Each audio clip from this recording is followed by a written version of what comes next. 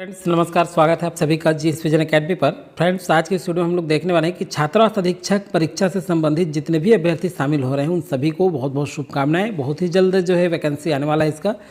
और आज हम लोग छात्रावास अधीक्षक से संबंधित बहुत ही महत्वपूर्ण ये सेक्शन है कंप्यूटर का, और ये हमारा सेकेंड नंबर का प्रैक्टिस सेट है।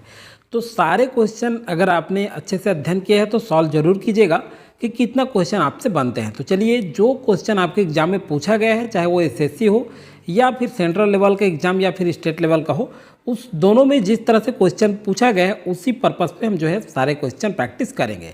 तो चलिए दोस्तों शुरू करते हैं। और शुरू करने से पहले चैनल में पहली बार आए होंगे तो सब्सक्राइब करके बेल आइकन जरूर प्रेस कर लीजिएगा, ताकि कोई भी कॉम्पिटिटिव एग्जाम का आपका एग्जाम डेट आता है उसकी तैयारी अगर आप करना चाहते हैं हमारे चैनल के माध्यम से, तो आपको जो है इस तरह से प्रैक्टिस सेट उपलब्ध कराया जाता है। तो चलिए देखते हैं पहला क्वेश्चन क्या है।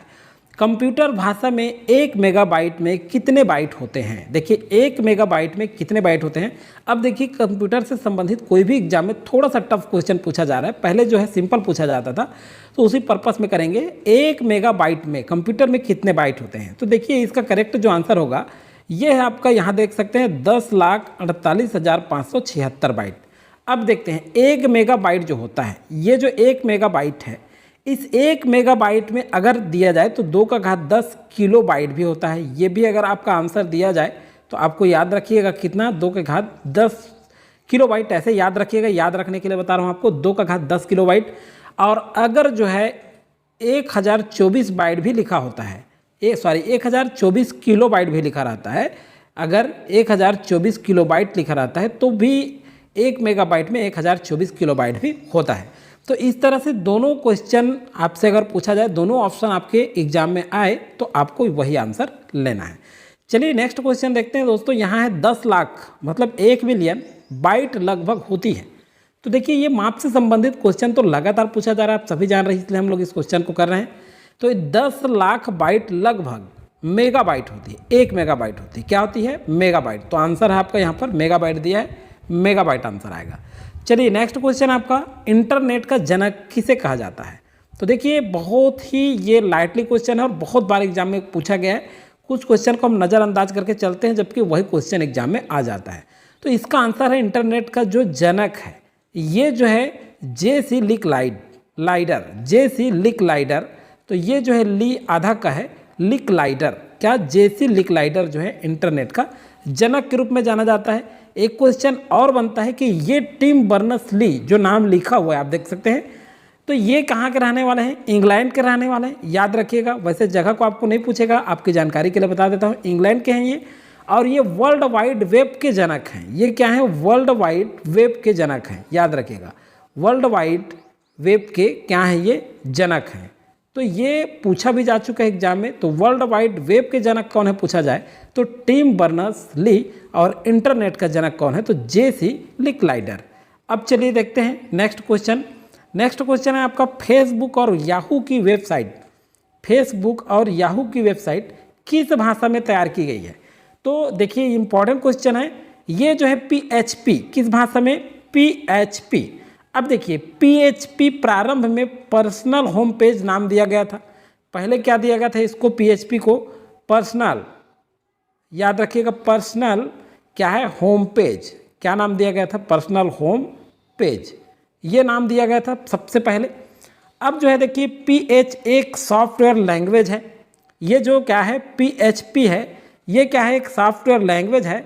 और भाषा का विकास रैमसस लैफोर्ड ने 1994 में किया।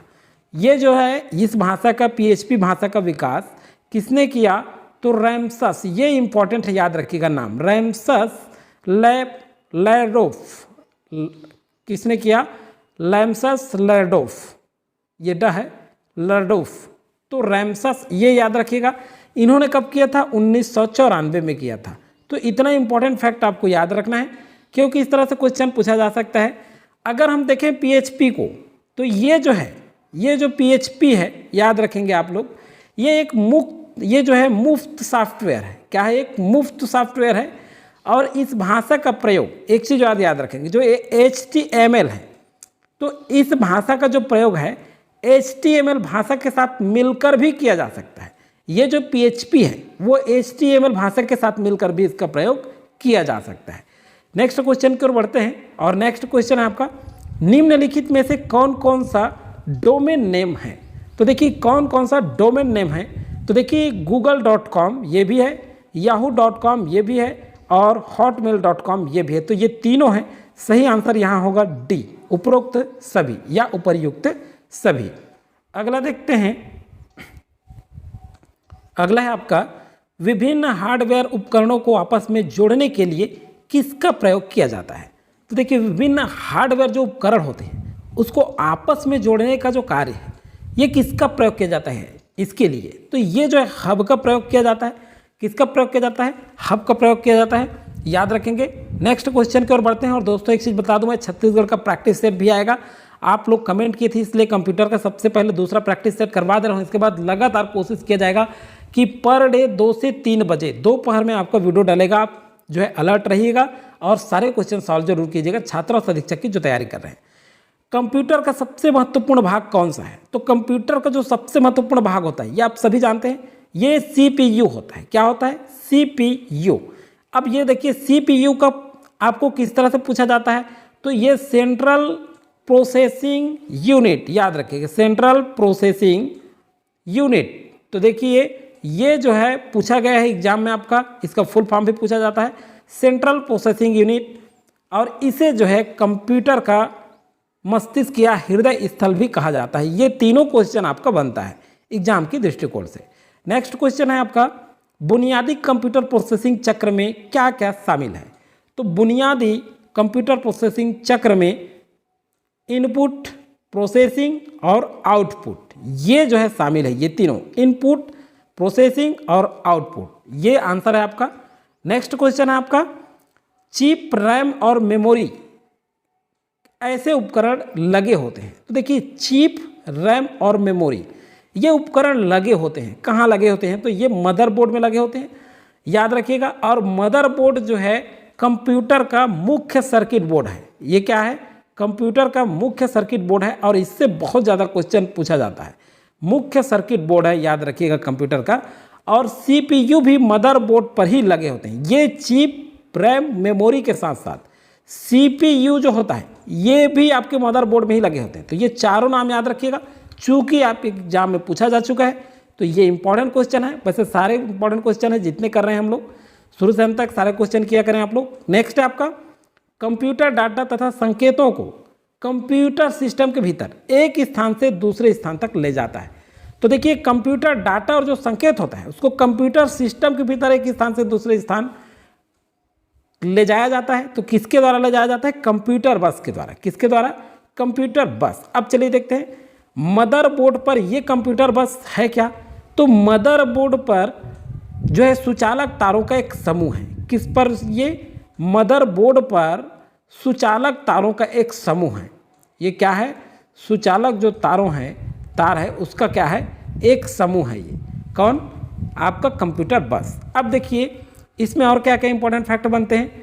ये जो है CPU तथा कंप्यूटर सिस्टम के अन्य हार्डवेयर, CPU जो है और अन्य जो है CPU याद रखेंगे, तथा कंप्यूटर की सिस्टम के अन्य हार्डवेयर जो होता है उसके पेरिफेरल डिवाइस के बीच निर्देशों तथा सूचनाओं का आदान प्रदान बस के मार्ग से ही किया जाता है। इस जो बस हम लोग देखें इसके मार्ग से ही किया जाता है। किसको, CPU, अभी बताया मैं, CPU और कंप्यूटर सिस्टम के अन्य हार्डवेयर और पेरिफेरल, याद रखेंगे आप, क्या, अन्य जो हार्डवेयर है, हार्डवेयर और पेरिफेरल, क्या, पेरिफेरल, इनके बीच जो है, याद रखिएगा, ये इन डिवाइस के बीच जो निर्देश और सूचना होता है ये इसको जो है क्या किया जाता है, आदान प्रदान जो होता है वो बस के मार्ग से ही होता है।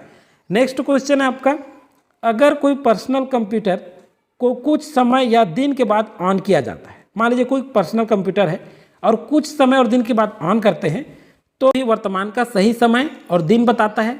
ऐसी सूचनाएं किस चिप मेमोरी में स्टोर की जाती है, तो देखिए ये बहुत ही इंपॉर्टेंट है, ये पूछा भी जा चुका है। तो CMOS चिप में, एम में इस तरह से मस्ते है, तो CMOS चिप किसमें, CMOS चिप में किया जाता है। अब देखिए ये जो है CMOS एक चिप मेमोरी है। CMOS क्या है, CMOS इस तरह से ये जो है एक चिप मेमोरी है। और जो है याद रखिएगा मदरबोर्ड पर जो है कंप्यूटर के मदरबोर्ड पर स्थापित एक सेमीकंडक्टर मोबाइल है। ये क्या है? ये सेमीकंडक्टर मोबाइल है, याद रखिएगा। ये भी इंपॉर्टेंट है आपका, सेमीकंडक्टर मोबाइल है। और ये जो है कंप्यूटर के मदरबोर्ड पर स्थापित एक सेमीकंडक्टर जो है मेमोरी है। सॉरी मोबाइल बोल दिया, एक्चुअल में क्या है? सेमीकंडक्टर मोबाइल है। कौन? सीमास चिप। तो देखिए सीमास चिप को याद रखेंगे, इस तरह से क्वेश्चन बन सकते हैं आपके। नेक्स्ट है कंप्यूटर में शब्द परास है। तो कंप्यूटर में शब्द जो परास है ये क्या है? ये शब्द परास अधिक होने से कंप्यूटर की गति बढ़ जाती है, यही इसका करेक्ट आंसर है। नेक्स्ट क्वेश्चन की ओर बढ़ते हैं और नेक्स्ट क्वेश्चन आपका रोम को कहते हैं। तो देखिए ये क्वेश्चन पूछा गया, रोम को क्या कहते हैं? तो रोम का मतलब होता है रीड ओनली मेमोरी। याद रखिएगा रोम का क्या मतलब है? Read only memory. तो ये आप सभी जानते होंगे और ये पूछा गया क्वेश्चन है। इसी तरह से कुछ क्वेश्चन पूछ लिया जाता है, उसे आपको याद रखना है, हमको हल्के में नहीं लेना है। इंपॉर्टेंट सभी क्वेश्चन होते हैं आपके एग्जाम के दृष्टिकोण से। नेक्स्ट है आपका निम्नलिखित में से कौन सी संख्या प्रणाली कंप्यूटर प्रणाली का आधार है? तो कौन सी संख्या प्रणाली कंप्यूटर प्रणाली का आधार है? तो द्विआधारी पद्धति आप सभी जानते हैं और ये बहुत बार पूछा गया है सभी एग्जाम में, इसे बहुत अच्छे से करके आप जाइएगा। नेक्स्ट क्वेश्चन है आपका पहला इलेक्ट्रॉनिक डिजिटल कंप्यूटर कहाँ बनाया गया था? तो पहला जो इलेक्ट्रॉनिक डिजिटल कंप्यूटर है ये कहाँ बनाया गया था? दोस्तों इसका सही आंसर जो होगा ये है आपका यूनिवर्सिटी ऑफ, ये है पेंसिल्वेनिया USA, यहाँ बनाया गया था पहला डिजिटल कंप्यूटर, यही बनाया गया था USA के यूनिवर्सिटी ऑफ पेंसिल्वेनिया में। तो ये याद रखिएगा और ये क्वेश्चन आपका पूछा भी गया था। तो इस तरह से अब देखिए नेक्स्ट क्वेश्चन है आपका वाणिज्यिक उपयोग के लिए सबसे पहला कौन सा कंप्यूटर उपलब्ध कराया गया था? तो कौन सा कंप्यूटर पहला उपलब्ध कराया गया था? तो यूनिवैक। कौन सा कंप्यूटर? यूनिवैक, ये याद रखिएगा। और जो है दोस्तों आप एक चीज़, कंप्यूटर के जनक कौन है? इस क्वेश्चन को कमेंट सेक्शन पर कमेंट करके जरूर बताइएगा, क्योंकि कुछ क्वेश्चन जो है इस तरह से पूछ लिया जाता है आपका। तो दोस्तों आज की वीडियो में इतना ही था। आगे जो वीडियो है आपका लगातार आएगा, मैथ्स मैं कुछ देर बाद शुरू करूँगा। इससे पहले आपका हम जो छत्तीसगढ़ जो है कंप्लीट कर लेंगे, हिंदी भी कुछ बचा हुआ है उसे कंप्लीट करेंगे और लगातार जो है आपका इस तरह से कंप्यूटर का प्रैक्टिस सेट भी अब आता रहेगा। चलिए मिलेंगे नेक्स्ट वीडियो में नई जानकारियों के साथ, नए प्रैक्टिस सेट के साथ। तब तक के लिए आप सभी को जय हिंद।